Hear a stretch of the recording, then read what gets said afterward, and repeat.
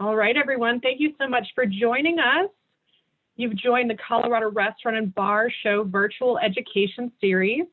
Today, we're going to be focusing on creative ways to survive the pandemic, implementing a virtual or ghost kitchen.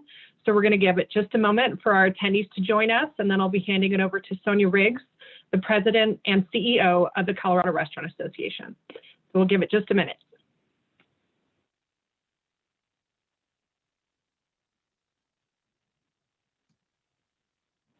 All right, Sonia, if you'd like to take it from here. Thanks, Sally Ann. Thanks, everybody, for being here today. Obviously, well, I should start by saying, as Sally Ann said, I'm Sonia Riggs. I'm the President and CEO of the Colorado Restaurant Association. I don't need to say, because we've all lived it, that last year has been a very difficult one for this industry. But that being said, I think we've all seen that restaurants have been really creative on how they can maximize their revenue during a difficult time. So we're going to be discussing one of those ideas today. Specifically, we're going to be discussing ghost/virtual kitchens and how they have helped restaurants enhance their businesses even through this time of crisis. We will be featuring Neely Pointer of Chef Ready Virtual Kitchens. Chef Ready is a family-owned virtual kitchen facility located in Platt Park that offers 10 private kitchen spaces for rent for delivery and pickup only restaurant concepts. Neely will address the practical factors to consider regarding virtual kitchens. Then we'll turn it over to Sean Huggard of Blue Island Oyster Bar, who will then share his experience with Blue Tide Tacos and other concepts. He will share insights he has gained from his experience running ghost kitchen concepts both pre and post-COVID. Last, we'll hear from Beth Gruich of Crafted Concepts. She will share her experience as they launched lunchtime pop-up Flavor Dojo out of Rioja in response to the pandemic. I do want to remind everybody, if you have any questions during this program, please use the Q&A function in your Zoom window. So with that, I will turn it over to Neely to get us started. Thank you for that introduction. Let me bring up my PowerPoint. Okay, and I believe you can all see that? Yes, okay. We can. Perfect. Okay, so I am going to be talking about overall, what is a virtual kitchen, some of the benefits of going into a virtual kitchen, as well as some of the things to think about when, the concerns to think about when going into a virtual kitchen. And I first want to state, virtual kitchens are by many different names. They've been used as virtual kitchen, ghost kitchen, cloud kitchen. So they're all in one and the same. However, there are many different types of model of virtual kitchen. So this is going to be a much higher level of what it is. And, to learn more about it, there's a lot of research on them and all the different type of models that are out there. Virtual kitchens have been around for quite some time. They started in Europe and they were very, very successful. And then they've come into the United States within the last few years. So that being said, a virtual kitchen is a food service business that serves customers exclusively by delivery and or pickup from digital ordering.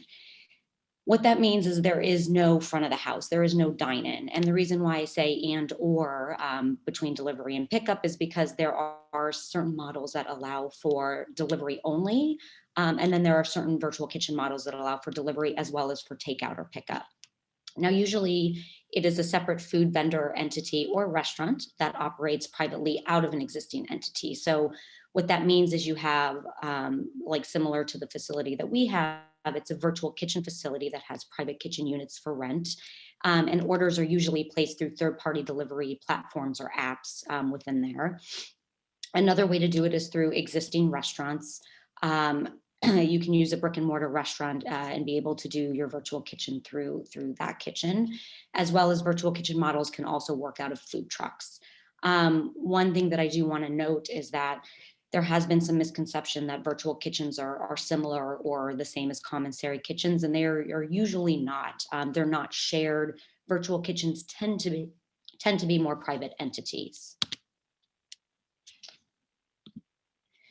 So why go virtual? One, important thing that I want to say is traditional restaurants have been, will be, and are always very important to our industry.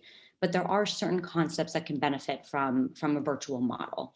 One of the biggest benefits that one can get from it is the startup costs and the risks. So one startup cost that you are saving is, then from a traditional brick and mortar, is your whole front of the house. So with that, you don't have your staffing, your GMs, your managers, anything to your tables, your dishes, your chairs, your silverware, all of those costs, are gone. Another huge cost that goes into a brick and mortar is your key or investment money. But with a virtual kitchen, that cost is extremely lower. So when you go to build out, depending on the facility that you're going into for a traditional brick and mortar, the key money or investment to build out could be anywhere from, 100 to 250,000, even up to $1 million or more. And one of the risks that are, that's being removed in these virtual kitchen models is the lease terms. So in a traditional brick and mortar, you're signing 5, 10, even 15 to 20-year leases. Whereas, there are many different virtual models, but it could be anywhere from as little as 6-month leases to a year and more. Another benefit is, you're move-in and you're open. It can all happen in less than 2 months instead of up to a year if you move into a traditional brick and mortar, and sometimes even longer. Again, your risk is just lower in a post-COVID dining world. Also with a virtual kitchen model, it's such a great way to test different menus or concepts for future expansions. And you're able to operate, when you have your traditional brick and mortar, you have your one menu, your one concept. But when you're working out of a virtual kitchen model, you can, you're able to run as many different brands, concepts, or menus out of the same location. And even before COVID hit, food, the online delivery or food delivery was already outpacing indoor dining.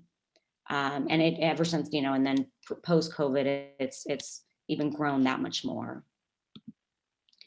So this is just to show you, the market opportunity, which is huge. So according to Morgan Stanley, the online delivery market is projected to grow, where it was at from 43 billion in 2017 to 467 billion in 2025. So as you can see, that there is the high growth year after year. And honestly, 3/4 of Americans are ordering food delivery and will continue to do so. So these are some things, what to consider, when and if going into a virtual kitchen. One important thing to consider is, there are certain concepts that are best for delivery and pickup models. And that, that really goes to what are your menu items and the foods that travel well. And what has happened is, once COVID has hit, in a lot of restaurants who never really did delivery, they've had to think very hard about, even from what is their packaging going to look like? How is the presentation going to be from, once they put it in their type of packaging, what it's going to look like when it gets to their end user. So it's really important to think about the different concepts you'll be doing and the food that will be traveling. Another really important thing to consider is how will you market your business?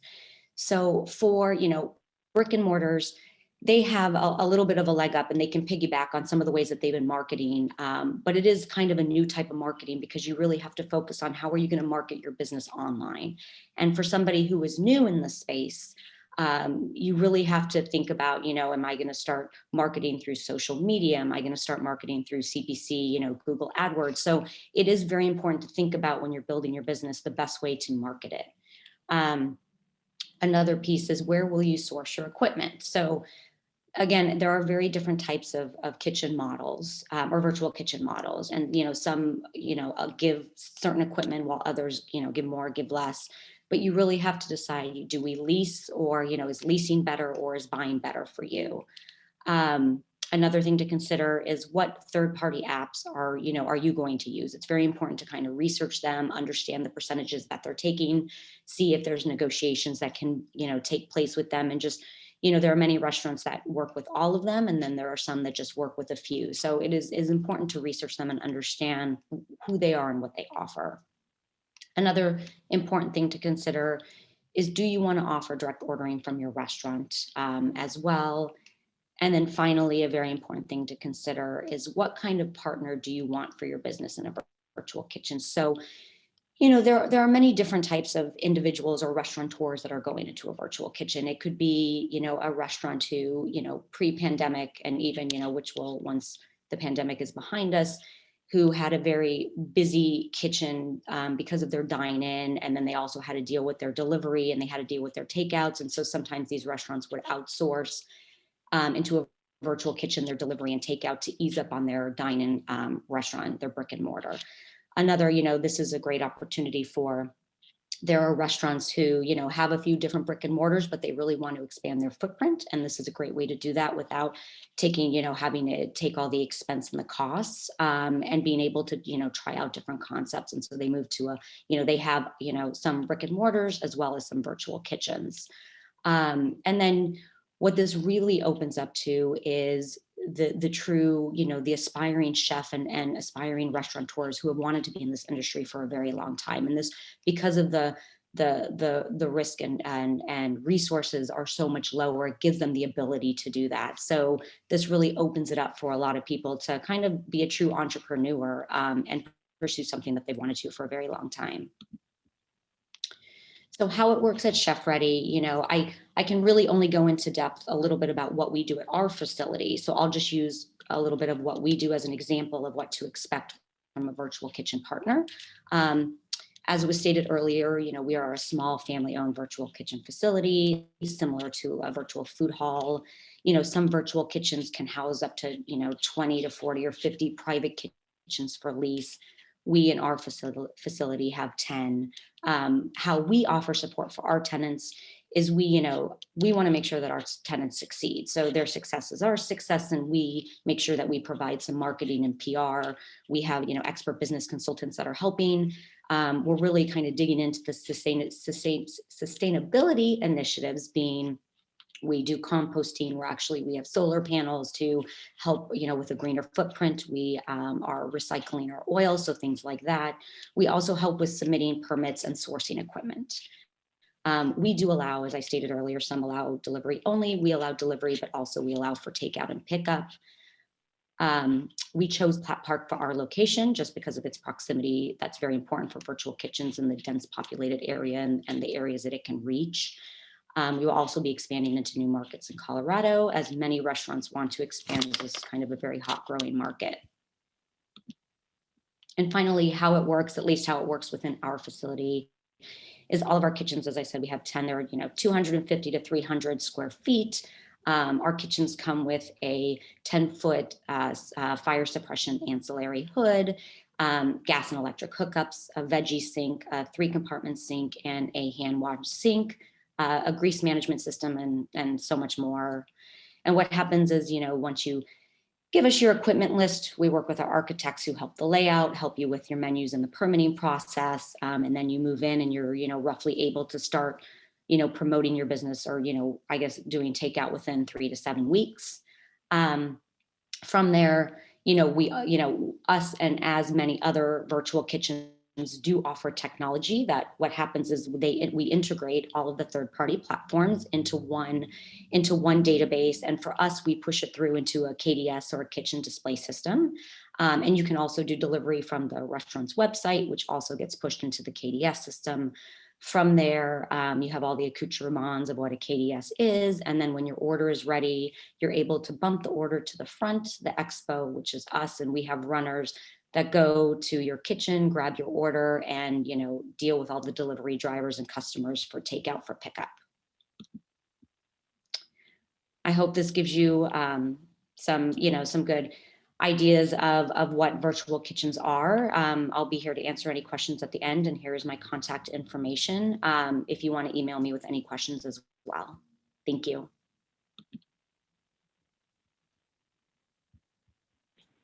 All right, and we'd love, oops, sorry, go ahead. We'd love to hand it over to Sean with Blue Island Oyster Bar. All right, hello everyone, how are you? Good. First off, that was really a great presentation. Such a cool thing to see how the world is evolving in the restaurant business. Is something that we probably likely didn't have just a few years ago, and especially not in Denver. So, what I am going to talk about today is my personal experience running ghost kitchens, which I got into probably 5 or 6 years ago, pre-pandemic, really about the time when we started to see Uber Eats and the likes of those delivery companies really upsurge here in the Denver market.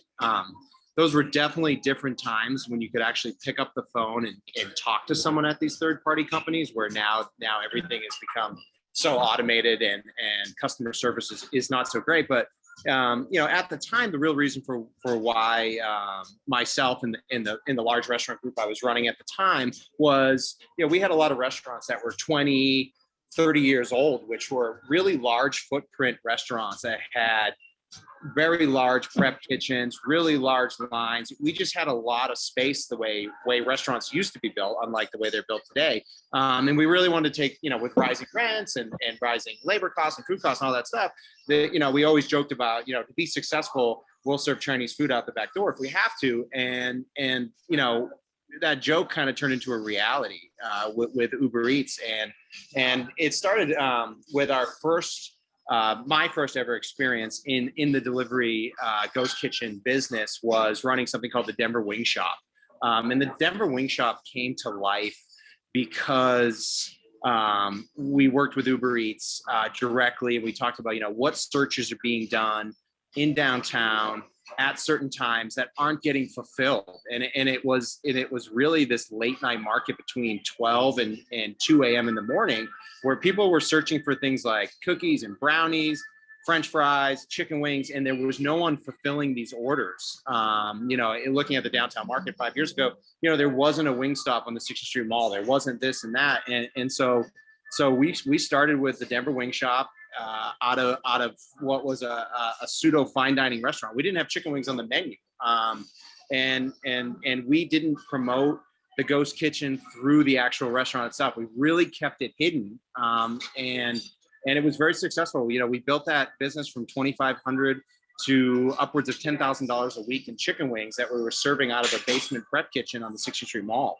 And that really, of course, sparked myself and the ownership group to go, okay, I think we're on to something. And continuing that partnership with Uber Eats at the time, we continued to look at what other restaurants we had that had capacity and the ability to continue to create more food, whether it was stuff that was similar to what was already on the menu or not. And so we ran everything from the Denver Lobster Shop, doing lobster rolls out of Blue Island, specifically to go at a discounted rate, to the wing shop, to the Mac shop, to the burger shop. We kind of took that one concept and ran with it. And tweaked it. We took the Denver Wing Shop to Boulder, where we did the Boulder Wing Shop, and we're feeding wings to college kids at 2 a.m. That was that experience. I will say today, though, with what we went into the pandemic. At this point, I have my one restaurant in Cherry Creek, which is for lack of a better term, is a high-end approachable seafood concept. It's not inexpensive. We don't serve food that is typically served to go. Not a lot of people probably in the market wanting oysters to go, stone crab to go, king crab to go. It's just probably not the norm. So when we went through the first shutdown, like most restaurateurs and business owners and everyone else in the world, panic set in, and the idea was, well, what do we do when we reopen? Because the business model of serving fried clams and fried fish and in anything in a to-go container just didn't seem like it was going to work. And I also thought it would be, even if it did work, it'd be destructive to our brand.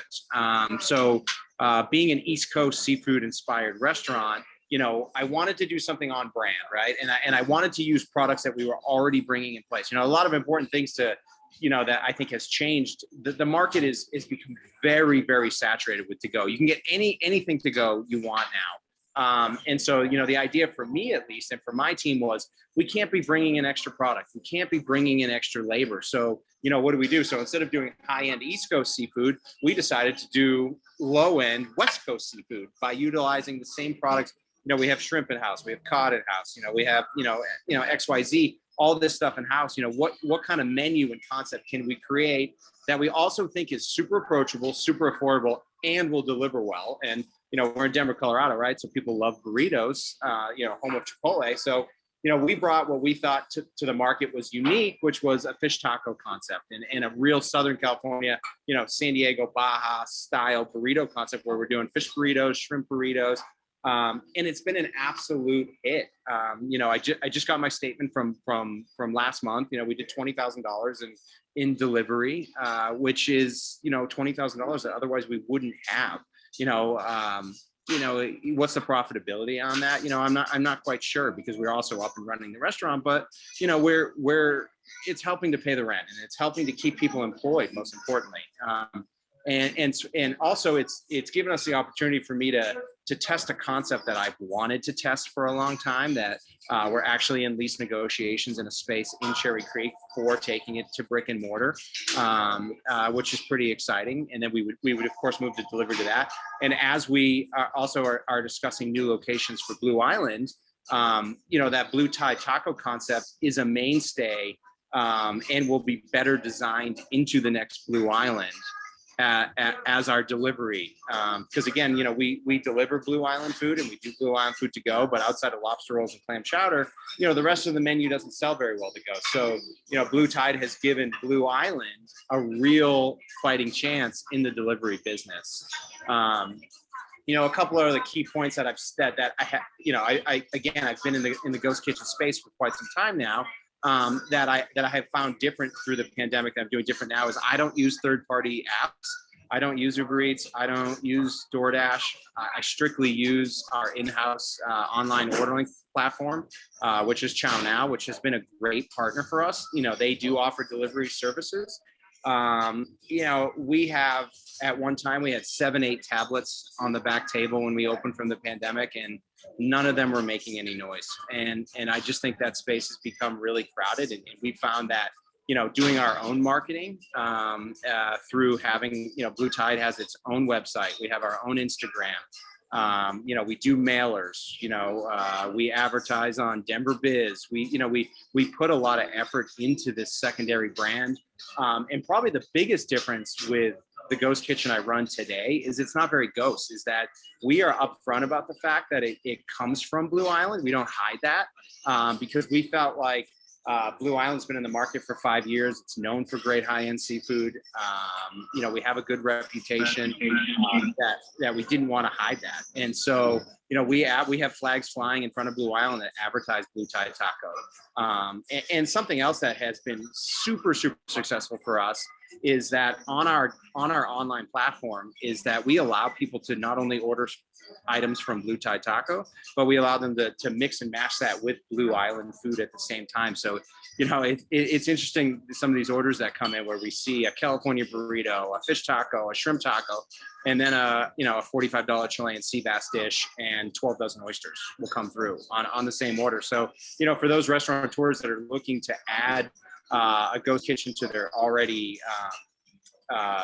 operating brick and mortar business, my recommendation today, which was different 5 years ago, is to not hide that, and to let your current customers know that it's okay to get a burrito on Tuesday and still come in for dinner on Wednesday, and order from that. So, we've had our ups and downs as far as different concepts we've run through the years for ghost kitchens.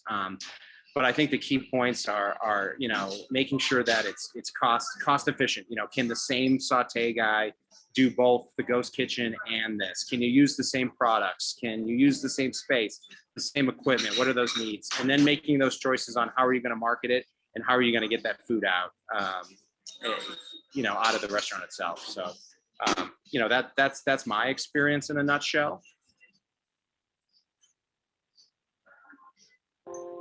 Awesome. Thank you so much, Sean. So with that, we're going to throw it over to Beth with Rioja to share her experience. Hello, thank you for having me today. We have Rioja Restaurant, Bistro Vendome. We had Euclid Hall, Ultrea, and Stoic and Genuine. And, like everybody in this whole pandemic thing and the abrupt shutdown, we had to think fast. And we had to consolidate our efforts and really rethinking. We had a lot of food like everybody else and no guests. Prior to the pandemic, we had thought about reconcepting our lunch business at Rioja. We wanted to do it as a completely separate concept. And so those ideas have been being thrown around for a couple of years. And as we got shut down, we also didn't really do a ton of to-go business. We were not in bed with any delivery service at all. The to-go service we got was all local, called in, old-fashioned way on the phone. So in a matter of 4 days, we pretty much signed up with every to-go platform that there was and got menus together and realized that we weren't going to be promoting Rioja. And we were going to shut the others down temporarily until we could get it all together out of one kitchen. So what we did is we ended up with, at the time, we ended up with a menu called Flavor Dojo. And then we also ended up with Feast on the Fly. Feast on the Fly was focused on to-go service, selling food. We used marketing, we used MailChimps, we sent anything and everything out that we possibly could to get the word out that we had to go. And it was rough. I'm not gonna lie. It was a rough couple of weeks. Minimal staffing, obviously, owners and general managers and things like that, just figuring it out in a pool that we had never swam in. We do high-end service. We do high-end food. This to-go options it was daunting, to say the least. So we got that off and running. We were successful with that. We felt like we had launched into what would be the to-go business, and we quickly realized that that was going to be fine. But we came up with another concept, and it's called Flavor Dojo.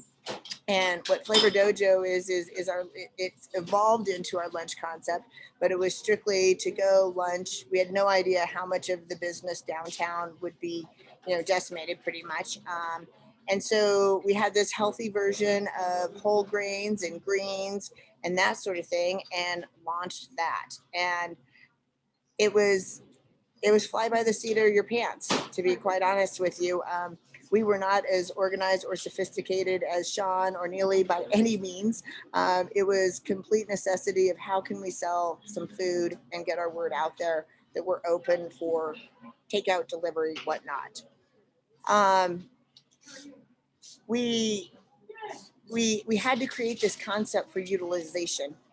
In all honesty, we had to make sure that the menu reflected the dinner menu at Rioja or the to-go business, I should say. And it was really important that we had that. We couldn't bring in anything new. We had to utilize what we had in-house. And fortunately, we had 4 other restaurants that had pretty much closed. So we had some supplies, and we had some supplies to use. So nothing new was coming into our inventory. As we thought about this concept and wanted to get this out here, it was always the intention of perhaps, well, the survival for a while. It was definitely survival. There's no joke about that. And then it became something that we want to do in the future. We see this concept as Flavor Dojo is definitely more of a lunch concept, very salad driven. And we would like to, move that concept forward as we come out of this pandemic and have a little bit more resources to think about expansion. So it's evolved quickly in a year from start to finish. And I think that we'll continue to focus in on that concept, but in a much more robust situation. So I think that, nobody knew what Flavor Dojo was. Nobody knew what Feast on the Fly was. We did do our best to cross market, to utilize the Rioja brand, to gain some confidence with our loyal guests. But it was a little on the difficult side, and it certainly was not planned on our end of things. But I'm very grateful for it. Very, very grateful for it. Now it's our complete lunch business. We've incorporated Dojo into our brunch business as well, just because people are looking for that healthier option. We figured that somebody's got to be able to deliver something healthy, right? Somebody other, my personal to-go stuff is wings and burgers and deliciousness, of course. That's probably not very healthy for me, but we figured people were going to get tired of really cooking at home and ordering things that maybe weren't as healthy for them, and so we could provide that for them. And hence, Flavor Dojo was born.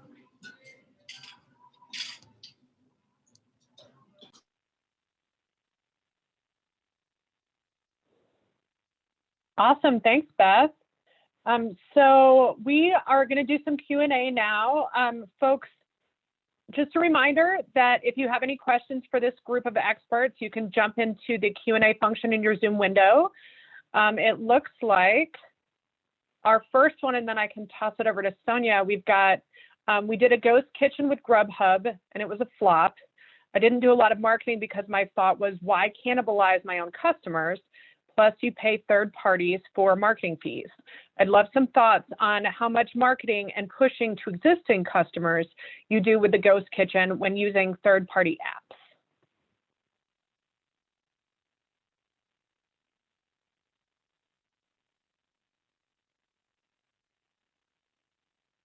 So does anybody want to take that on? You know, I'll jump into that if you want. You know, I think with the idea of, because I've had a ton of flops as well. And I really think the third party apps, we really struggled. Like I said before, we don't use them anymore because when I think the pandemic hit, everyone that had ever served a bit of food jumped on that hadn't before. And I just think it became oversaturated.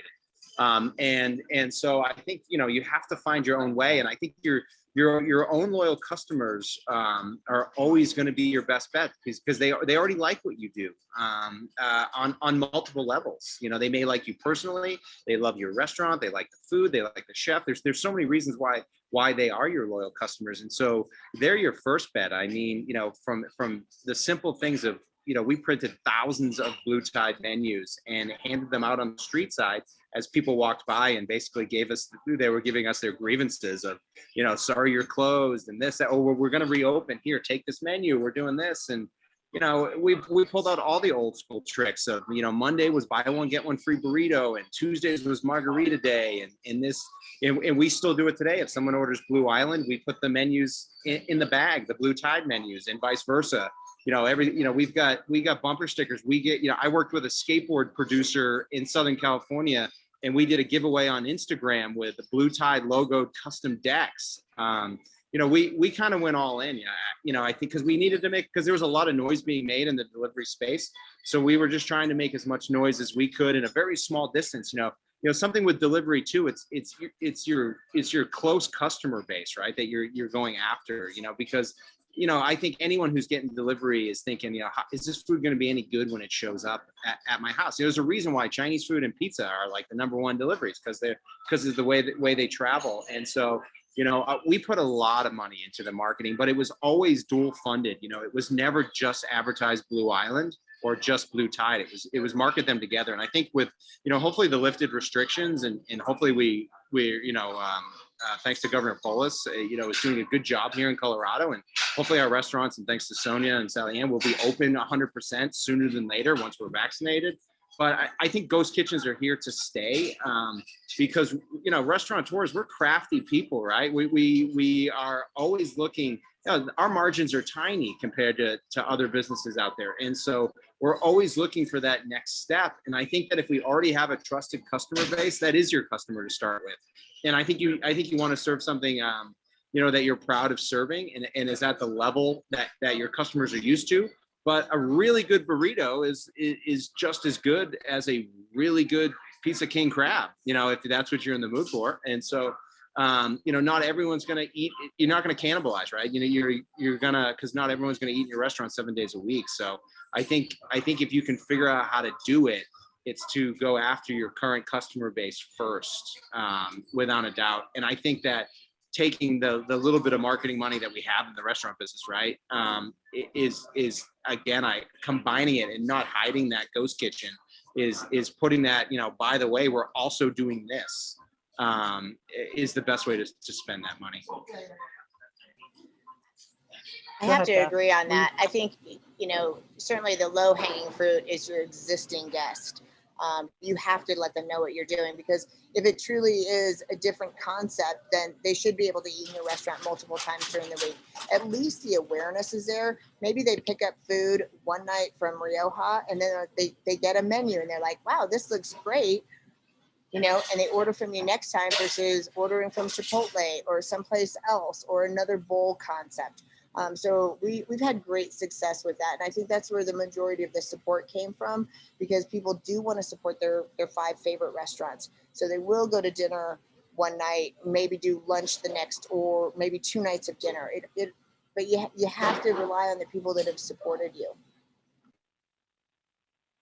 Sean, I think this was in response to a comment you made about third party, but this person said, doesn't Chow Now use those same third party services?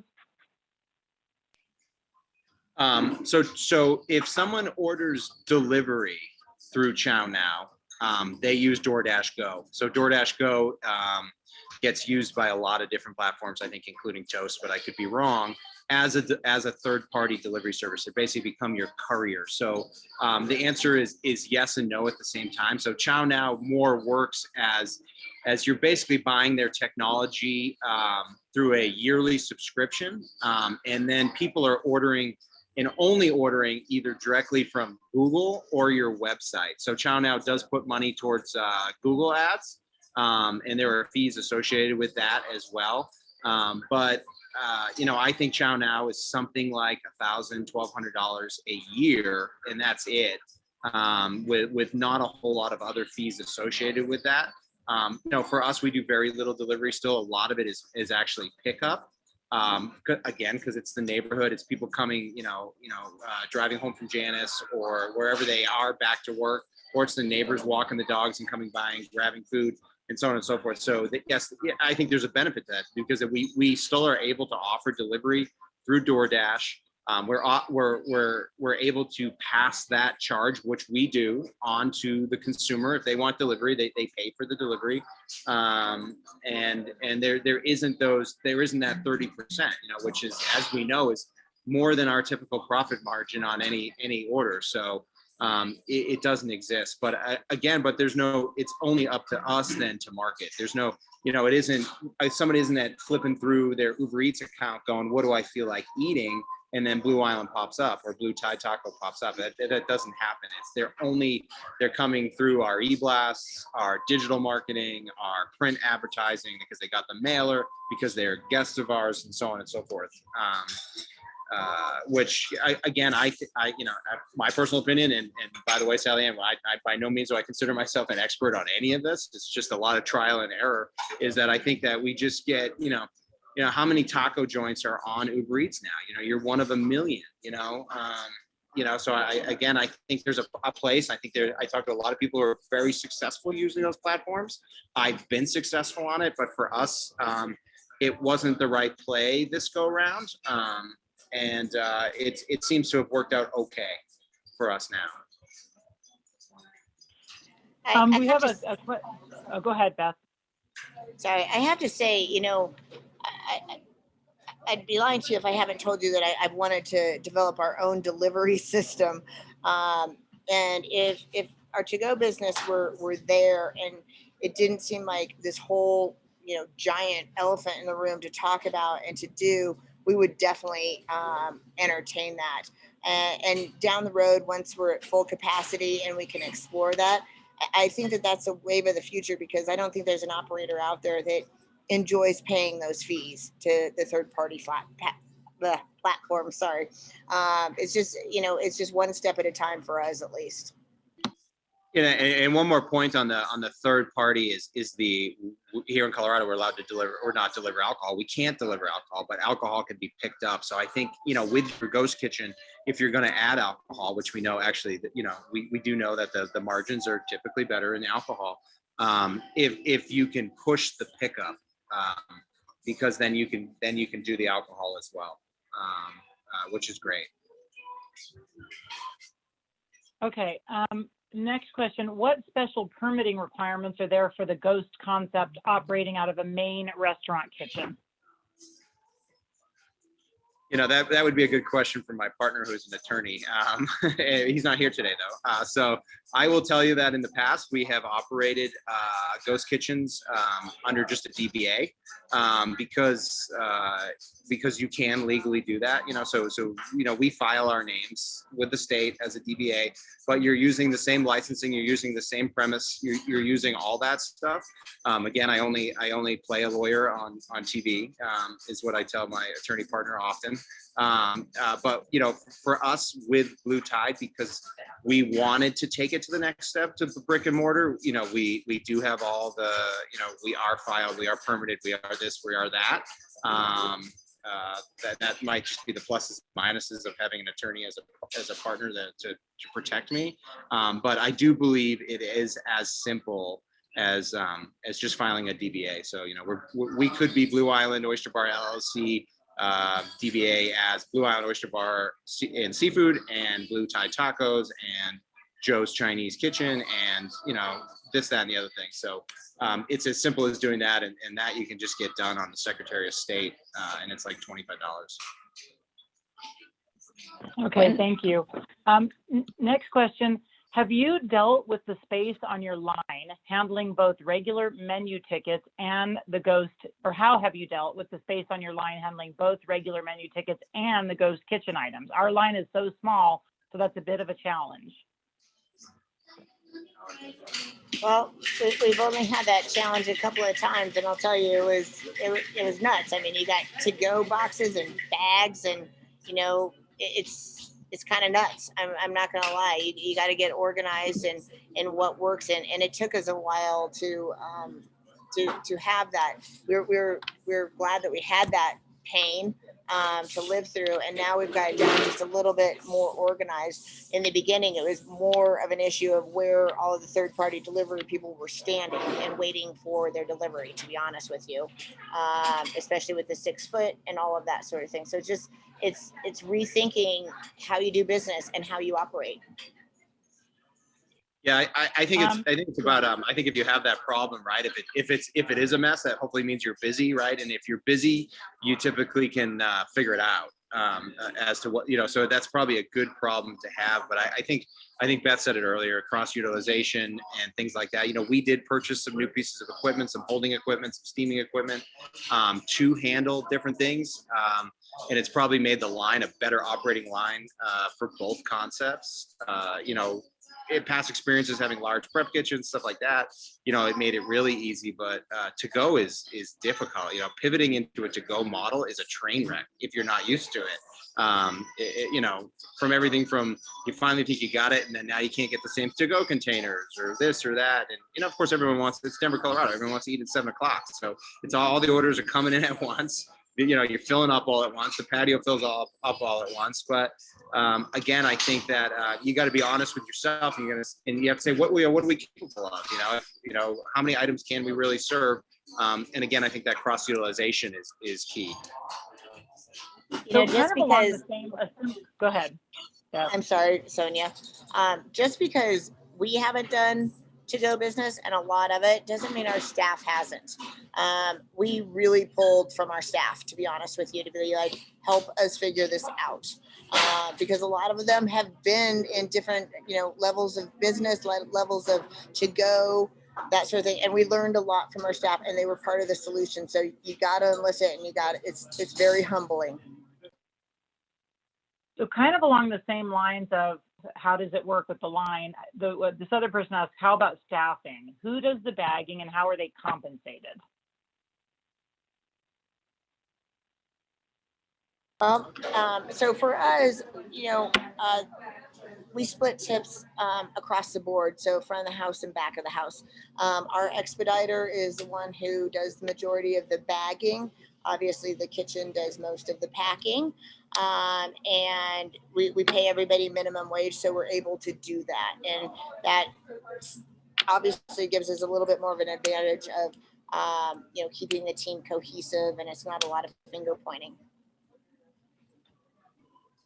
Yeah, I don't have a great answer for that because it's changed so many times, and it depends on the day of the week and the volume of business and so whether we're open indoors versus when we were closed down altogether. I mean, it's just like Beth said too, it's not an experience I have. I come from a world of fine dining, no takeout. And so, I took a back seat to this whole project, whereas my general manager, who's been with me for many, many years now, came from a background that totally understood what to do. He knew how to set it up. He knew how to teach it. He knew what to hire. We hired new positions of to-go specialists that dealt only with to-go, so it changes on a nightly basis, but it's become the new norm in the restaurant business that, we share a lot of employees around Cherry Creek, and to-go business is good in Cherry Creek. And so it's now been normal from the cook perspective of putting stuff in a container versus putting it in on a plate. It's much more difficult because there's a lot more steps involved. But it is something that logistically needs to be well thought out because it's not easy. It's not an easy project. Thanks, guys. We have one last question. I think this is one's for Neely. Alcohol has obviously been a boost to carry out and delivery. Is there a plan to try to integrate alcohol into a concept like Chef Ready? So yeah, a lot of the different virtual kitchen models actually allow for alcohol. I know in Denver it's for pickup only, and since we are going to be offering pickup, we are going to let our restaurants do alcohol if they choose. We are actually working towards a model of doing a virtual food hall, in a sense of where at some point we're going to have all of our restaurants that you can go to on our website, and what will happen is, if there's a family of 4 or 5 and they want to order from, they all want different, they want burritos, or they want sushi, or they want, hot dogs, they'll be able to kind of pick and choose from the different restaurants within our facility. And then we will be able to, if it is for takeout, we'll be able to also package up the alcohol and then send it out. So we are incorporating alcohol because we do understand that to the restaurant industry, the margins are very slim in general, and alcohol is usually where the margins kind of lie. So that is something that we will be incorporating. And hopefully, I know in other cities, because of the pandemic, they have allowed alcohol to be delivered. I don't know if that will change in Denver. But let me clarify. It's allowed statewide for delivery or pickup. It's just a third-party delivery company can't do it. It has to be an employee of yours. Right. Oh, I see. And everywhere else. It's around the entire state's the same. Yeah. Got it. Right. So, I mean, it kind of all falls to the same. So we are definitely allowing it for pickup, and then we will see how it goes for delivery, because most of our kitchens will be using third-party delivery services at the moment. We may have some kitchens that will have their own, and then in that case, they'll be able to do delivery as well. So yes, we're making sure to incorporate it because we definitely understand that it is a big piece of the pie. I don't see any other questions here. Are there any other closing comments that any of you may have thought of that you'd like to share before we let our audience go? No. So in that case, I just want to thank all of you for sharing your knowledge and experience with our folks. We really appreciate it. And for everybody on the call, we'll continue to be providing additional educational programming, and we'll let you know via our emails as those are scheduled. Thanks, everybody. Stay safe. Have a great day. Thank you. Thanks, everyone. You too. Thank you. Take care. You.